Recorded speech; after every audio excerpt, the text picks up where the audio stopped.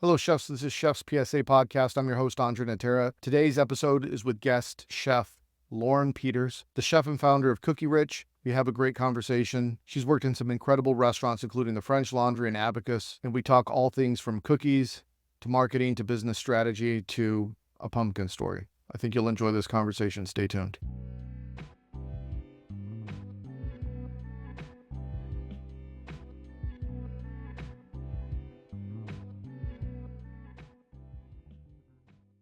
Thanks for the hat. You're welcome. What's in the bag here? These are my cookies. Cookie Rich. So that's what I do these days.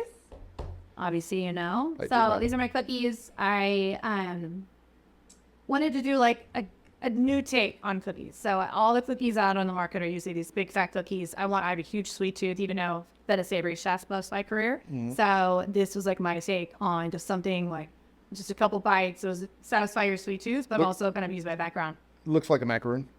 Kind of, yes. Yeah. But I think people think they're like, oh, macaroon or cake ball, but it is a traditional cookie. Yeah. So if you take these recipes and you make them just in a bigger form, it is a legit cookie. Are these all the new flavors or? Yeah, so these are some of our classics. So this is one of our new ones, which is oatmeal cream pie, dark chocolate, and caramel, lemon. That's been a classic since the beginning. Yeah. Toasted coconut, birthday, dark fudge vanilla, strawberry, red velvet.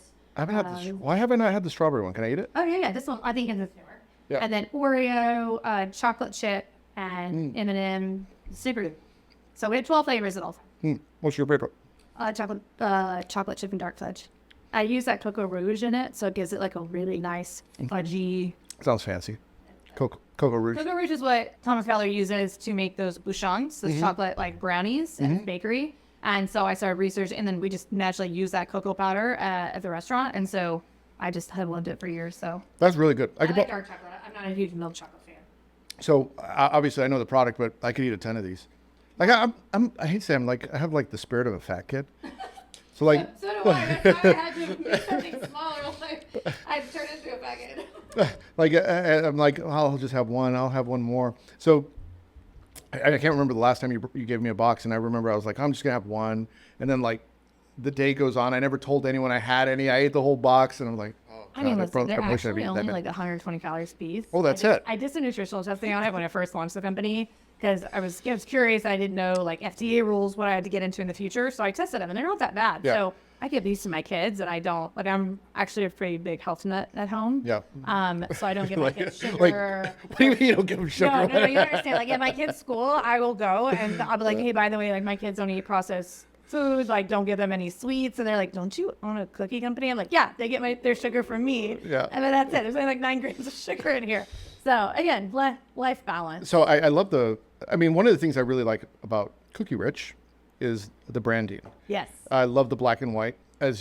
Thank you for the hat, by the way. Oh, yeah. It's very similar to the one that I have, and I made one. I designed it because you were like, design something black and white, so I designed one also. Yes, I know. Well, I just listen. When I went to the brand process, I was like, okay, all these. If you look at cookie companies, they're very like Crumble, bright pink. Tiff Street has their blue bow. I was like, what is me in a box? Yeah. And so this black and white, like my brand lady was like, how about a color? And I was like, how about nude?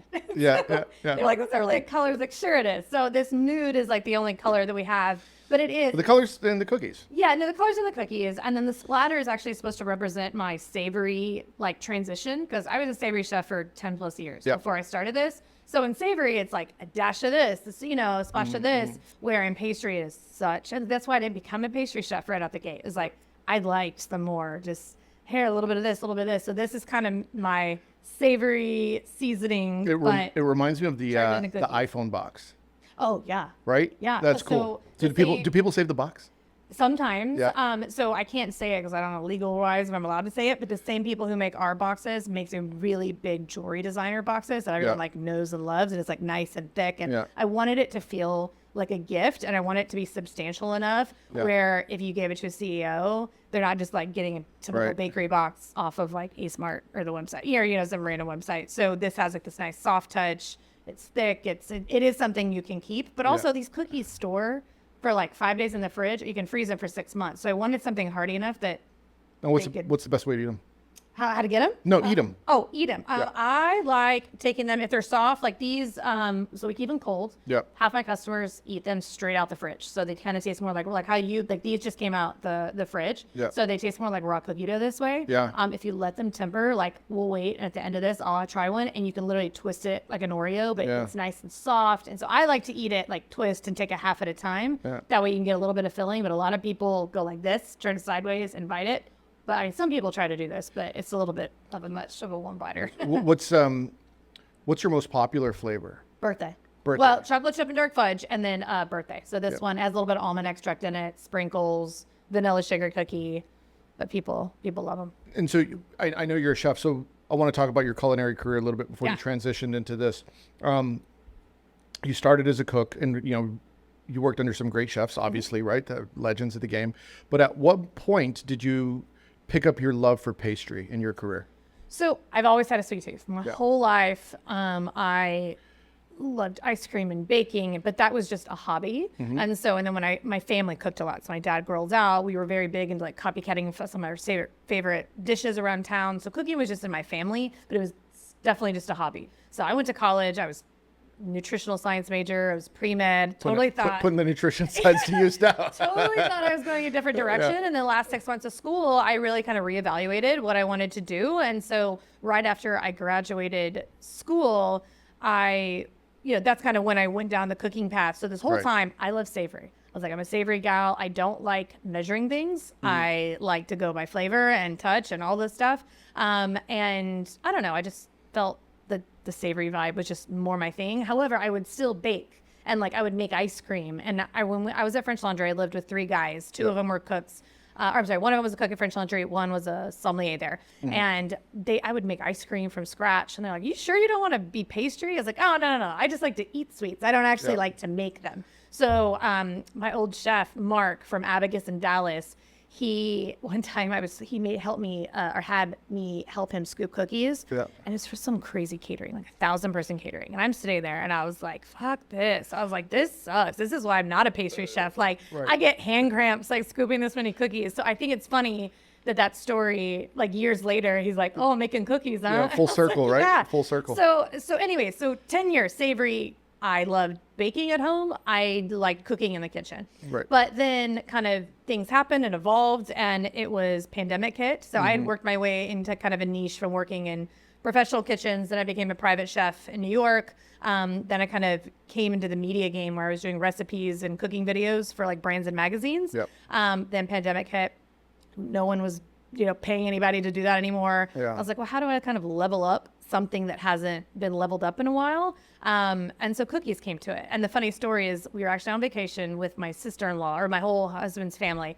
And my sister-in-law, I'm sorry, Lindsay, when you hear the story, but she makes these cookies. She always makes them for holidays. Yeah. And I was like, these are not very tasty. I was like, I make such a better cookie. But of course I didn't want to say that. So I got the kids involved. Like, come on, kids, let's make cookies. So I made these really delicious cookies. And I was like, damn, you know what? I'm a savory chef, but I make a really good cookie. And that's where totally like went sideways. And I started thinking about it. And I just started figuring out like, okay, well, if I don't want to do the same cookie that everyone else does, which I did, I started it that way. But then, at French Laundry, we use a lot of molds. And so I started playing around with molds. And then... What was the initial design? Like a donut hole. Before this? Like a donut hole. A donut hole. So, or went from like big fat cookie. Yeah. And then Matt, of course, being Matt, was like, you can do better. I'm like, you're right. So I went back to the drawing board. I was trying to design like a donut hole, but a cookie. But the way things bake, right? The molds, that doesn't really happen. So then I was like, okay, I could do a half sphere. Played around with that. I played around with like donut pans. I played around with a lot of different things. And then the idea for a filling came. Matt and I were just talking and throwing ideas. I was like, oh, maybe we could put a filling in it and then get them together to where they have kind of a donut hole shape, but they're not solid. They have a filling in the middle. And then we tasted it, and both of us just looked at each other like, oh my God, this is it. Yeah. What was the first cookie? Chocolate chip. The chocolate dark fudge. Chip, yeah. And then birthday came shortly after that. And then the dark fudge and vanilla. And then I just was like, all right, well, the reason why a lot of these cookie companies are successful is they have these rotating flavors and, more than just 3 classics or 3 or 4 classics. So I wanted to come up with some and then have some rotate. So that's what we do. So we have 12 flavors at all time. Right now, this will probably carry through the end of the year, probably have some holiday flavors that'll come out. But I like having a variety. So people like mix and match their box, or they'll just, like, if you send it as a gift, most people get this, which is the chef's dozen.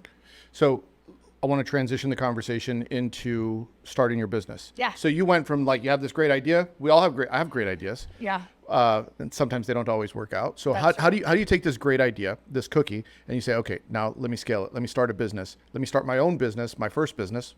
Where do you start? So what I found myself, so whenever like Instagram first came out, I was like, oh, this would be great. Like, I can talk on camera. I like doing that. I'm gonna be like a food blogger or whatever. But I would wake up every morning and I was like, I just wasn't motivated to do it. And so I give all the props that people, who food bloggers who get out there and have the content and edit and all that. But I found that wasn't my thing. And so you'll find ideas in life that just click. And there's moments in life that click for me. And one was deciding I wanted to become a chef, and it just clicked, and I moved very fast. So one was becoming a chef. I literally talked with Ken out of Dallas. He became a mentor of mine, and I just picked up and moved 2 weeks later. And for people that don't know, Kent Rathbun. Yes, Kent Rathbun owns Abacus in Dallas, among a lot of other things. His wife, Tracy, owns Shinsei and Dea and Lover Seafood Market. They are big mentors of mine, which I'm sure we can talk about in a little bit. But I find things that click, and then I lean into that. So I leaned into that. Then, meeting my husband was the other one. I leaned into that relationship. And then cookies was like my third moment in life where the idea came, and I was like, I'm on it. So then I just spent every waking hour, like I would wake up and all I wanted to do was figure out this business. So I actually came up with the idea in August, like mid-August was when we went on that beach trip. And by Halloween, we were a full-fledged business, had full packaging, branding, launched a website, and we're on DoorDash. Wow. So for someone that's listening right now that wants to say, oh, yeah, that's easy. You just, you come up with the idea, and then next thing you know, you launch your business. So what were the steps to go from ideation to life? So that went very fast for me, but I just became disciplined. So I came up with the idea. I R&D'd the product for like a month. I was like, listen, at the end of the day, you can have a beautiful product, but if it doesn't taste good, like no one's going to buy it. So came up with the product, R&D'd for like a month. In the meantime, I found this awesome brand gal, Wendy Smith, who owns Smith Brand Studio and Overstory. And I was like, listen, I am doing this out of my house. I don't have some crazy $100,000 budget like most people. How can you bring my life to, my vision to life? And she really did. So she helped me come up with kind of bring what was in my brain. And this is exactly what was in my brain. So doing that at the same time, I was R&Ding, taking the steps to get your website, getting, legal. I had to get LLC, get my LLC set up. I had to get my bank account set up. And then I really just made myself checklists. I would work and I just eat the elephant kind of one bite at a time every single day. The same thing I did, by the way. Yeah, it can be really overwhelming when you're starting something new. And again, you just make your list and you check by check. But I do think that that's hard. And I've always chatted with a lot of people about wanting to create almost kind of like a starting a food business for dummies kind of thing, because I didn't know what I was doing. And I went at it by trial and error with a lot of stuff. But it's like you just kind of make your list and you go at it. Social media, I knew was going to be a big part of it because I wasn't going to have some giant marketing budget. Website, I just built on my own with my brand gal. So that's kind of how I did it. But I also wasn't afraid to not everything had to be perfect. I knew that I wanted the brand to be perfect and I wanted the recipes and the product to be perfect, but my systems weren't perfect yet. My website was it was fine for now, but my website now is 10 times better. My social media, I just kind of was whatever, although I still run my social media. But I think not expecting everything to have to be all buttoned up day one. No. You just have to start. It's kind of like when you post on social media. They're just be consistent. Yeah. And you'll get better every single day. And you'll get better every single day, and people will pay attention. And I think that's what this was came up with the idea. I did the necessary steps, but then I just slowly made it better every day, my systems and my brand and my, all of that. And eventually it caught on. I mean, the cookie's great. The branding's really good. And I'm pretty good at branding, by the way. I'm pretty good at branding. But a lot of the branding ideas that I actually got from you. We'd have conversations and you'd say something like, oh, did you look at this? I'm like, yeah, that's a good idea. I remember when I first started Chef's PSA, you were saying, go gut on Canva, go look at TikTok, go make sure that all looks the same. Makes me feel like I'm a graphic designer. That's yeah. right. Yeah. So you pointed me in the right direction for a lot of things, because early when I was trying to figure it out, I had ideas, but they weren't like, they were kind of clumsy. And you pointed me in the right direction. Like, no, go look at this, go look at that. So a lot of the success that I have on Chef's PSA is based on a lot of the direction that you nudged me to go into. Right. So yeah. So shout out to you. Oh, well, yeah. Listen, that's the thing though, right? Like, yeah. I'm such a big, like we're all, I mean, our friend group, right, is a bunch of chefs. And I just feel, especially in this day and age with media involved, and you're not just cooking, right? Like not everybody just only cooks there's so much stuff that you don't know until you don't know, kind of thing. Yeah. So I love it because I get that back from other people, right? Someone will say one thing, like, I don't even remember who brought me onto Canva. Yeah. But I mean, I still to this day do all my graphics and stuff for my websites and all my menus, and I get to do it myself instead of pay someone to do it. Yeah. And had I not been turned on to it, I probably would have paid a graphic designer so much money to do it. You know, what's even more funny about that is I'm thinking about a lot of the beginning stages of Chef's PSA started out with a conversation with Matt and I, your husband. Mm-hmm. We were having coffee and he says, you should just put your beard out there and just do stupid videos. And so I made my very first Chef's PSA video. I sent it to Matt. I was like, what do you think of this? It was terrible. He's like, yeah, post it. But you did. Well, you did your red color, right? Yeah. It is. You have to be loud. And if you just would have, I mean, granted, I went the opposite direction. It was like no color at all. Yeah. But yeah, a lot of people, you know, you got to like get people's attention. You got to do something different. Yeah, you got to do something different. And I think that's what you did. And I think that's what you did well. So speaking of doing something different, because I think your social media is really entertaining. Like I love when you put up a story like, oh, it's going to be hilarious. Oh, thank you. But how important is marketing and branding in what you do for your business and also as an individual, like creating your own individual brand? Yeah. So when I will say that probably the hardest challenge I found is before Cookie Rich, I was building my own social media following because I was doing media. So I was like, hey, how do I get potential clients to want me to, you know, do recipes for their brands? And it was more about building my own presence. But then when it switches to your brand, it was like my personal social media has not grown much at all over the last couple of years because I've been focusing on this. And so I wish I had more time to focus on that because I do think that they go hand in hand with each other. And I've seen a lot of really great entrepreneurs be good at both. Yeah. But marketing too is tricky because I have seen people spend so much money and then the business fails. And it's like, well, like as a small business, yes, do you need to do marketing? But you kind of have to bootstrap it. Yeah. So, I mean, a lot of the reasons we have followers is like, I got on TikTok and I mean, that was 3 years ago. So I was 34 when I got on TikTok. My friends were like, what are you doing? I'm like, listen, I could care less about being on TikTok. I'm doing it for my business. Yeah. And I did. I went on and I was just silly and I danced and, you know, did funny rap songs and people did that. And people took to that and it really grew. So now I have found, I kind of went in the other direction where I was like, I'm just going to be brand heavy for a while. Let's just try to sell people things. And I have felt that has been the opposite of what I was going for. And so I feel like people purchase more and really connect with your brand if you're authentic and entertaining. And then like the product, if it's great, will speak for itself. Right. No, that's a good point. I've come to the same conclusions as well for Chef's PSA. It's like sometimes when you're trying to promote the product or whatever, sometimes like, yeah, I'm tired of seeing the product. I wrote a new book. Did you see it? I did see it. What'd you think? It's good, right? Well, are you a professional writer? No. I didn't go to. You can tell. No, I read it, and so I like it because it's fiction. Because like the first book, it was just more about great advice. But this one, I'm excited to read the full thing. When does it come out? June 8th. So probably right around the time that this podcast is live. People. So how are you going to promote it? First of all, it's a terrible book. You shouldn't read it. Go get it June 8th.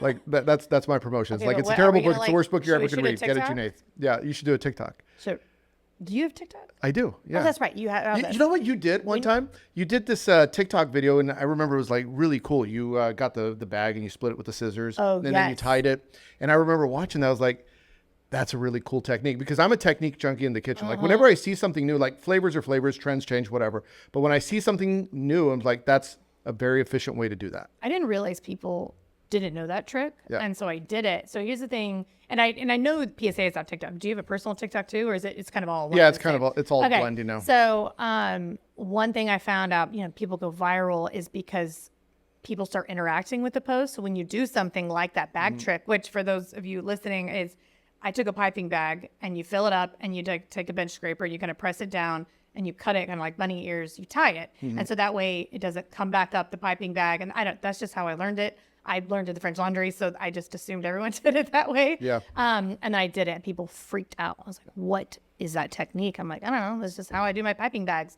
And then also what people freak out about is I purposely like don't wear, like I didn't wear glove for a video because I was like, I'm just shooting this for myself. Like I'm not, freak out. People freak out. My hair's down. One time a cookie fumbled and it looked like I just kind of smeared it on my shirt. I caught it, but it did look like I touched my shirt. And maybe I did touch my shirt a little bit. I don't really know. I don't remember. But people were like, that's disgusting. I'm like, you're helping my algorithm right now, right? Keep commenting. So sometimes, again, those techniques or controversial things can help you boost. You know what I used to do? I used to misspell things on purpose. Oh, and then people would. Yeah, and then everyone starts correcting you in the comments, like, you misspelled it. So maybe I didn't misspell it on purpose. Or maybe I did. I don't know. Maybe I did. Either way, it's my out to make up for my clumsy spelling.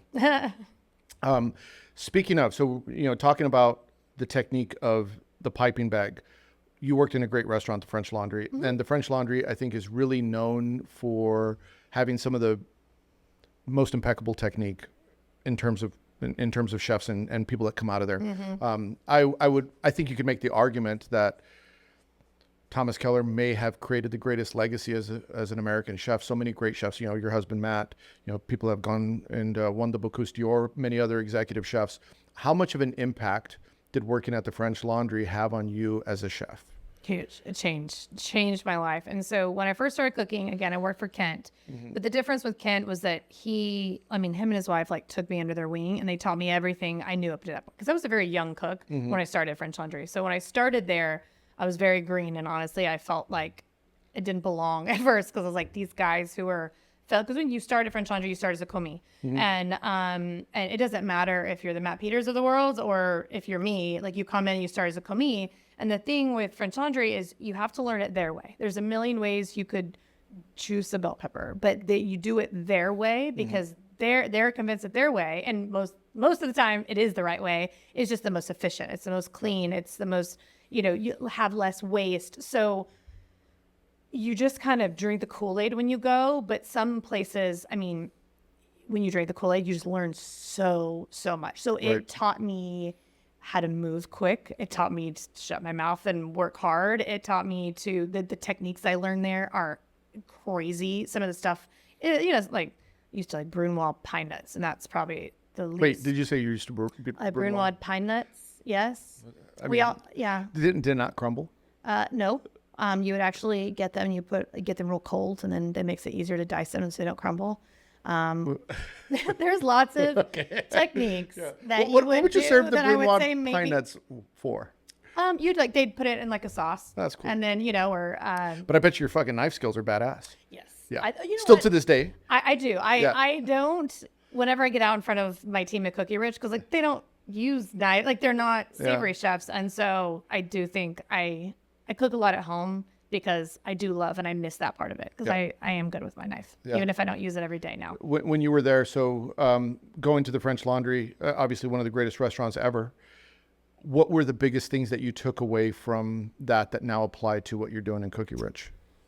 Work ethic and just the systems. So that's, everything, not the exact systems that I did there, but just the idea of having systems and working clean and finding better ways. I always tell my staff, is there a more efficient and clean way to do something? And you know that, let me know. I want to improve too. I don't want to always you have to do it my way. I want to do it my way because typically my way is the most clean and efficient way to do it and to get the best product. But if you have something, bring it to the table. But also just the work ethic. I used to work 15 hours a day and I looked forward to it. And so I learned to just move quick and listen and be observant. I think that is one thing that I always teach my girls at Cookie Rich is be aware of everything around you. So I'll walk in and I'm like, why is this way? Why is this way? Why is this way? And they're like, oh, I don't know. I'm like, well, you've been standing next to it all day. How did you not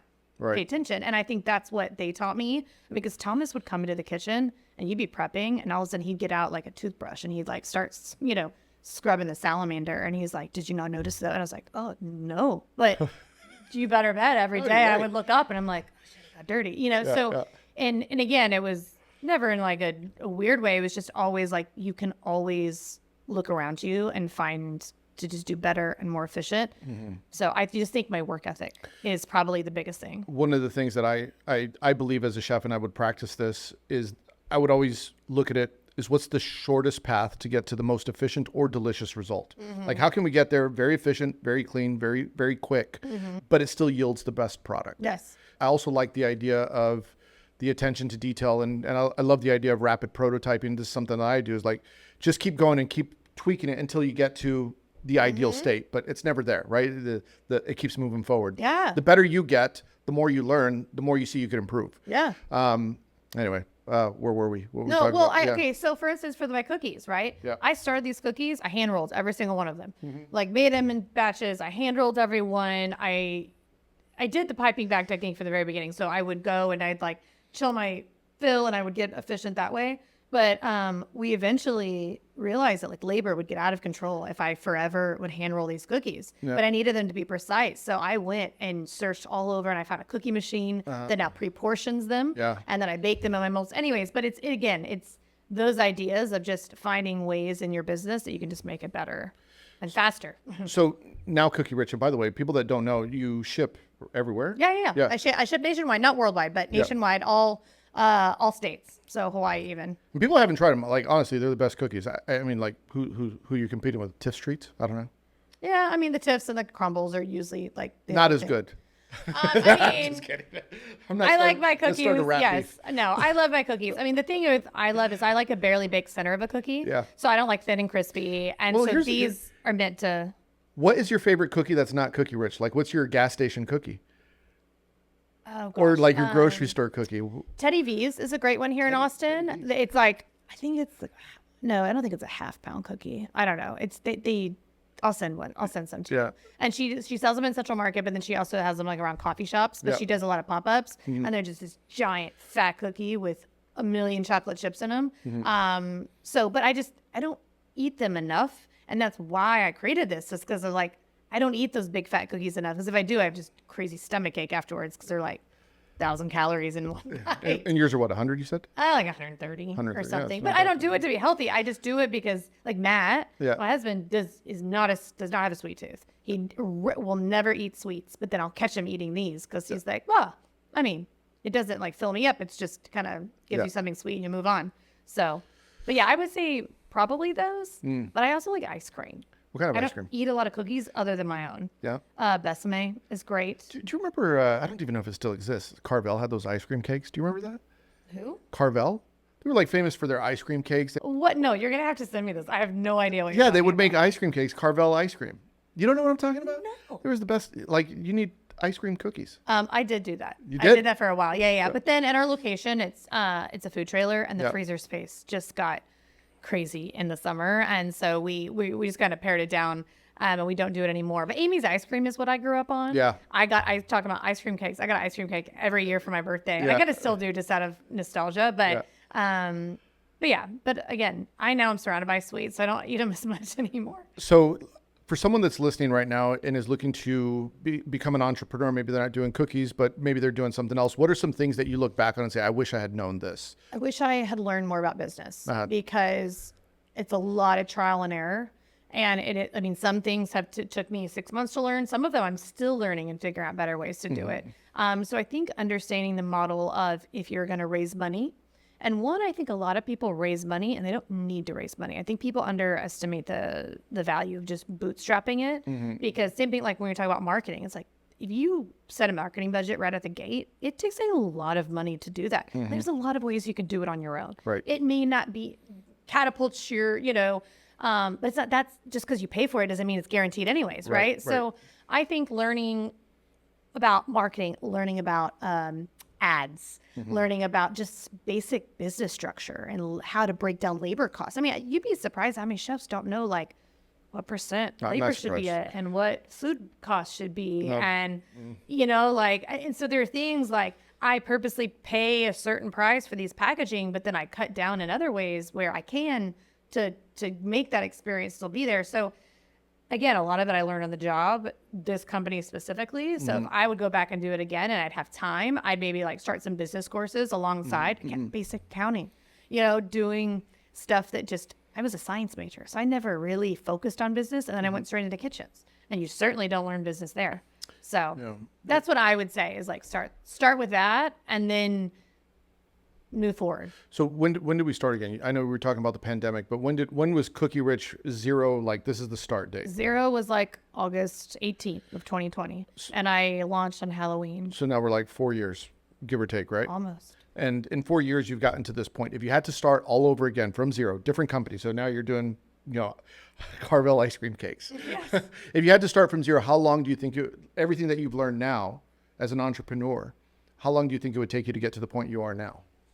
Probably half the time. Yep. Yeah. I think while I say that bootstrapping is a great way to do it, there's a certain point where like just bootstrap it forever. It'll just, it's never going to make that next jump. So that's kind of where we're at Cookie Rich is I've seen the benefits to bootstrapping and doing things your own, but we're at a point where now it's like, all right, I've carried it as far as I can go. It's now time to like pour gasoline on it. So we're kind of in a growth stage of Cookie Rich of like, what's that phase? Because I've tried a bunch of things that I thought would be gasoline. Yeah.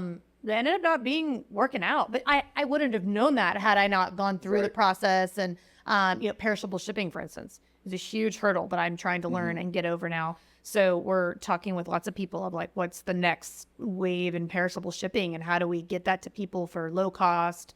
Because this is a perishable item. I can't just leave it in the mail for 5 days. Those cookies will melt.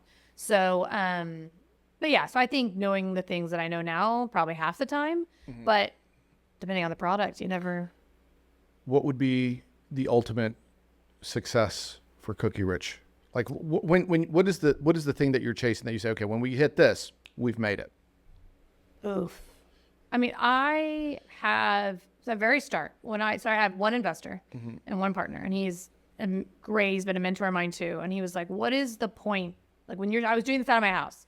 He's like, what is this trying to be? Are you just trying to be like a cute local bakery, or is this a logistics company? And I was like, the latter. I was like, sure, great local bakery. That's amazing. But I didn't get into this business to just, kind of keep it at a lower level. So I think in my mind, Cookie Rich would be nationwide. I think growing kind of the amenity and catering leg could support maybe having locations. But I think a lot of people do it the other way, where they're like, they spend a ton of money up front to get locations, but it's a lot of overhead. Yeah. So I want to do it the reverse. So we've been kind of working on like, we sell cookies in a lot of different ways that maybe aren't just direct to consumer, but it's building this bigger, system that can hopefully support some in-person locations in other areas of the country. I mean, I love your branding, and I love the cookie as well. Personally, I think like you should be in every luxury boutique hotel, every luxury boutique grocery. Like everyone should have, anyone that's serious about food and offering some sort of quality, cookie or croissant or anything like that. If you want to be taken serious, like in my opinion, that's where this belongs. Okay, well, you put it. So when I first started, I was like, nationwide, we're going to ship nationwide to every person straight to their house. And we do that now. However, there's hurdles that come from perishable shipping. It is, you got to ship it 2 days. So if someone lives in New York, it's like the shipping is almost as much as the cookies themselves, right? So that's a hard one to get over. So now we are switching to more amenities. So we're having hotels and big brands and stuff wanting to include us with them, and that becomes, we're able to jump scale a little bit bigger that way. But for now, it's like I'm trying to bring on maybe like 5 kind of amenity partners, because also I went to so the Tiff Streets owners went to UT, and so they did the symposium for Texas X's that I went to, and it was like how to scale a cookie company. They're worth, that company is valued at $500 million. Yeah, and great. So there's my end goal. I would like to be worth $500 million. Then I will gladly exit. Yeah, I want you to be worth $500 million. No, but they go, be careful about growing too quickly. And that was my question for them, for the audience, is like, how much of it were those moments of like skyrocket growth versus just one step at a time? And they said, when you do that skyrocket growth, you notice the cracks in your foundation. And sometimes then you spend a lot of money and time going back and fixing the problems that fast growth cost. I won't like talk about it, but there's another big cookie company right now that's going through that. They expanded fast, and now they're closing stores left and right. Well, so it's just, you have to find that balance of growing enough that where you don't just die, but also not going too crazy, or else you might grow the wrong way. So you said something earlier that piqued my interest. You were talking about Kent and Tracy being mentors. And by the way, I don't know if you remember this. I met you at their house. Yes, I know. Yeah, so we were doing a dinner. When was it? For Bocuse. It Yeah, was just like before he 27. competed. Yeah, so it was 2016, maybe 2017. Yeah, 2016. Yeah, 2016. We were doing a dinner at Kent and Tracy's house, and it was myself, Matt, you. I'm trying to think who was Greg Backstrom. God, who else was there? Travis from Cali. Yeah. And it was fun because then after that we went to get like drunk tacos at the gas station. Yes. Kent took us to some great gas station. It was like big truck. Yeah. Yes. It was great. It was a good time. That was good. We drank a lot of good wine that night. We did. It was fun. It was a fun event. Anyway, so you're talking about mentors, and you have some great mentors. Yeah. How important is mentorship for someone to succeed? Huge, I think. I mean, I think you can't possibly go to school for everything, right? Right. And when you're a chef, you would spend years going to school to learn some of these businessmen. So I think having a mentor that can guide you. So they took me from like, I didn't even know how to hold my knife properly. Right. And Kat was like, you sure you want to get into this? Like, let me tell you, like, 1, you're going to be really poor. 2, you're going to work really long hours. 3, you're going to be like a sweaty mess because it's a hot kitchen. Did you say define really poor? Yeah. Define really poor. I can confirm I was really poor. And he's like, and Lorin, you're a girl's girl. You want to go like be a sweaty mess in a kitchen? And for whatever reason, I was like, this sounds fabulous. Yeah. So I made $7.50 an hour when I first started cooking. I had 3 jobs to pay my rent. And this is transitioning right out of the university. Right out of college. So I graduated University of Texas, and my dad goes, so $100,000 education, and now you're going to go do a career that you make $7.50 an hour and requires 0 education? I was like, yes, Dad. And then he was like, go get him. Yeah. So my parents have always been really, really supportive, but they were a little shocked at that move. But I was like, yeah, no, this is what I love to do. I'm going to do it. But Kent, I mean, literally on my like half day off, I would go to their house and he would have me help prep for caterings. And here's how you break down a bell pepper. Here's how you do this. Just every moment I was with them learning. And that's how ultimately I got my job at French Laundry. Was I flew with them. They were doing a wine dinner in Napa, and they were like, come along. Like, because I told them, I go, I love Texas. Maybe one day I'll be back, which I did. But I was like, if I'm going to be a really good cook, I want to go learn for some of the best. How long were you at French Laundry? Got there in 2011. I left in 13. I went to New York. Yeah, I went to New York. Yeah. So, so that's kind of how got my job, was flying up there with them and staging around town, and then I stalked Thomas Keller in the garden. So you have mentorship there. Is it? Do you have business mentorship also? Yes. So I have a kind of a business coach that has come on, and I met him through meetings with, he actually runs another company and he scaled the food business before. And then I have another group of kind of new mentors that I just met with. God, they scaled one of the largest CPG companies in the country. And just so happened, I went to high school with his son. And so I just randomly reached out. I was like, is this your same number? And he's like, yeah. So he brought me in, and he runs like a cold chain shipping company now. And he was like, you have a great product and great idea. You should sit down with my uncle and my dad and really pick their brains. So now they like gave me their, emails and numbers, and they're like, we think you have something great. So between like my chefs that I've worked with, so Keller and Kent Rathman and Tracy, his wife, and then between my business mentors, which is kind of my business coach, and kind of my new mentors that have come into play in the last couple of months. And then also like my Matt. I mean, he's pretty good. He's pretty good at what he does. And so I think he has always, like, when I'm ready for an opinion, he gives it to me. And sometimes I'm like, fuck off. But sometimes I'm like, all right, that's actually a really good idea. But the reason I ask is it's interesting. Like, I'm sure a lot of people look at you and the success that you've achieved and how much Cookie Rich has grown, and you see it everywhere, especially if you live in Austin. Everyone knows Cookie Rich. And you're still getting mentorship. And I think a lot of people underestimate, like, you still need mentors throughout your life, no matter where you are in the game. Oh, yeah. Well, and I want one, I didn't mean to leave him out, but I just kind of, a natural mentor is my business partner.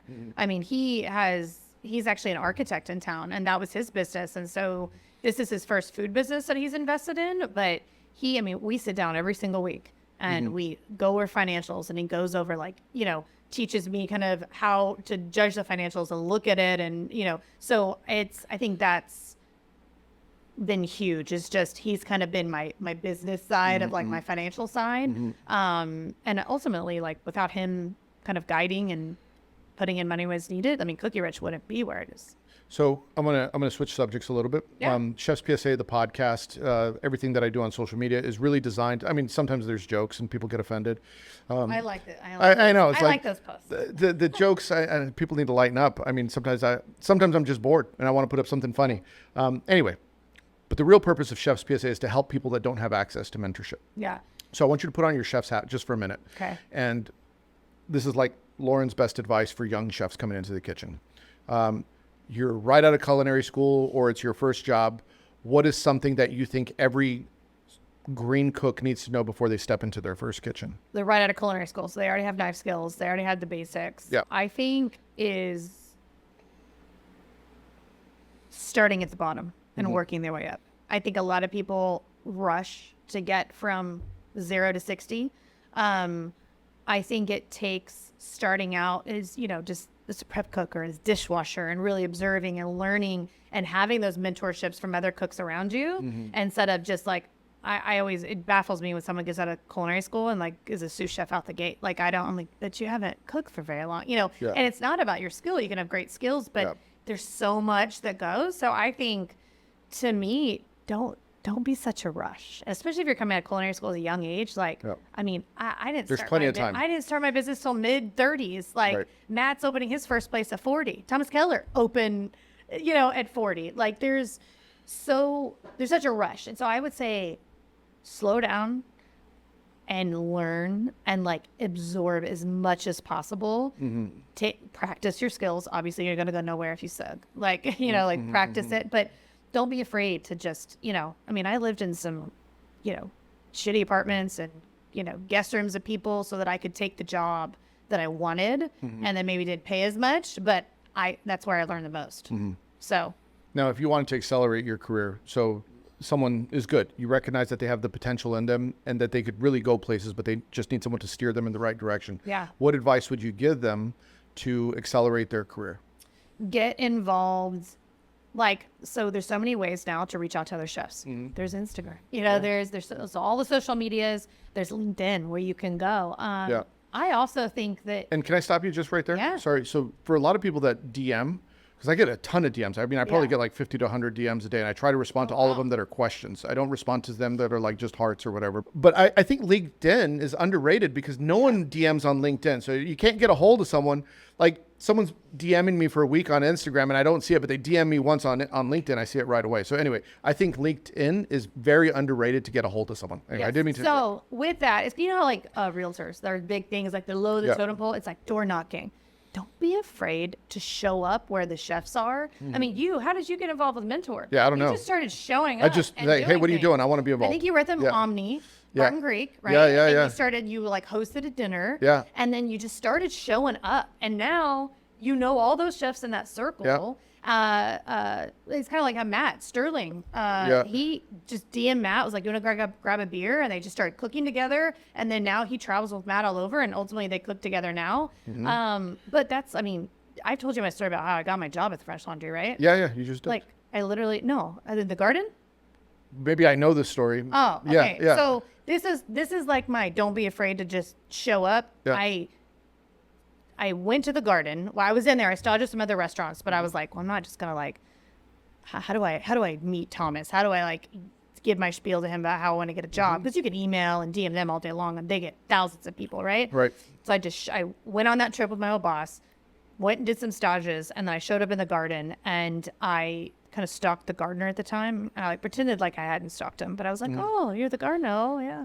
Here's why I'm here. I'm trying to get a job. And he was like, well, you're in luck. Chef Keller's about to walk across the road. And I was like, what? And so sure enough, there was a camera crew in the garden. And so here comes Thomas and his assistant. And I was like, all right, now's the time to have some balls, Lorin. And so I just walked straight up to him. Give me a job. No, seriously, I walked up. I kid you not. I just stuck out my hand, and my name was Lorin Grant at the time. And I was like, I'm Lorin Grant. I was like, I'm a young cook from Texas. I've only been cooking for a few years, but I would love to come work for you. And he stopped, told the camera crew just to hold off. And he sat there and talked to me for 20 minutes. And he's asked me all about like what I went to school for, did I go to culinary school, which I did not. Yeah. And so how have I learned? And I was like, I've been working with my chef. And so he just sat there, chatted, gave me his card that has like where to send his resume or my resume. And then that was it. So had I not showed up, and obviously show up. Flying out to Napa, it might be a little bit of a big move for people, but when you've been to restaurants, how many people just show up to your kitchen and be like, hey, chef, I'm so-and-so, versus just emailing you a resume? Yeah, I mean, if you show up and you're professional and you shake my hand, and this is like a good tip because I was stupid and I fell for this, but it was a good trick. It's like nothing's worse than when you're interviewing someone and then you say, do you have any questions? They don't even know who you are.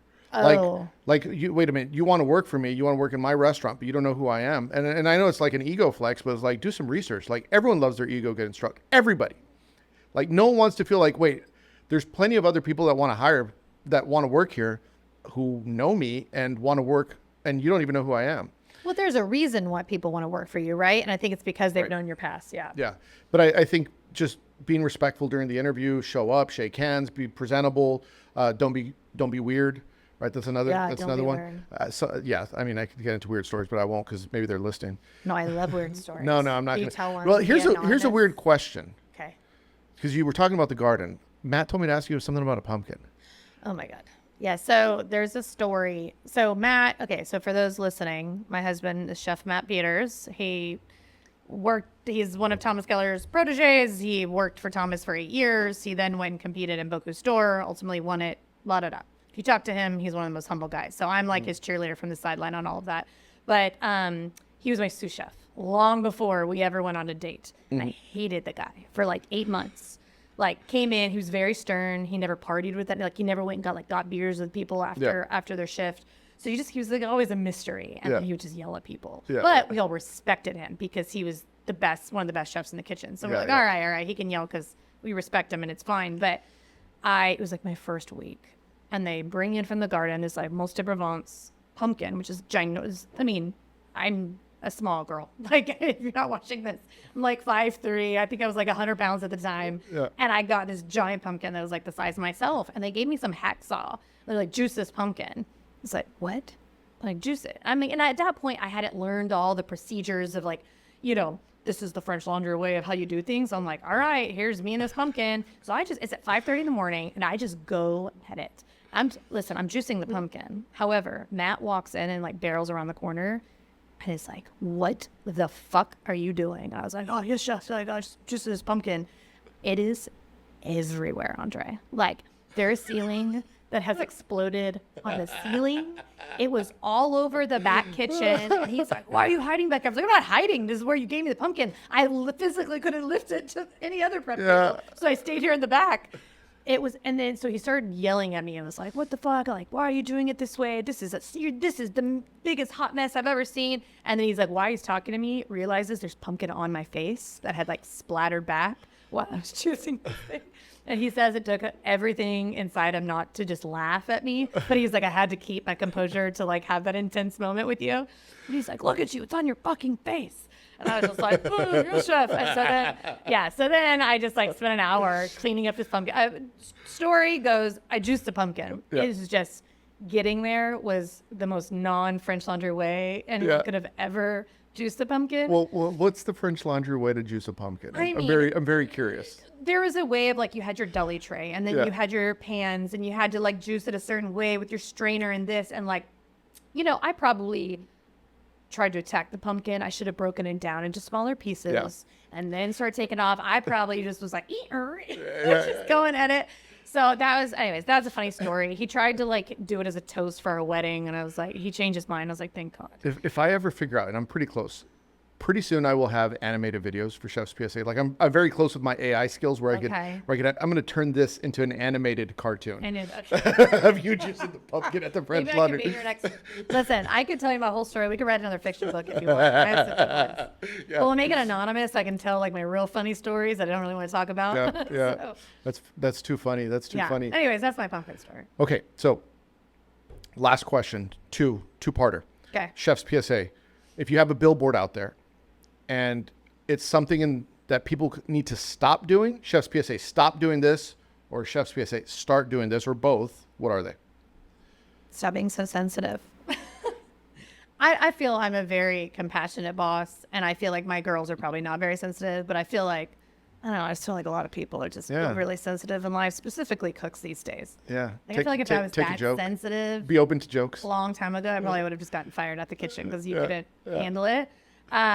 Start doing is just move your ass, like work a little faster. Yeah. I feel like that's something that unless you've worked in a kitchen that has that sense of urgency and everyone around you is showing you that, I'm surprised at how many people just kind of putz around.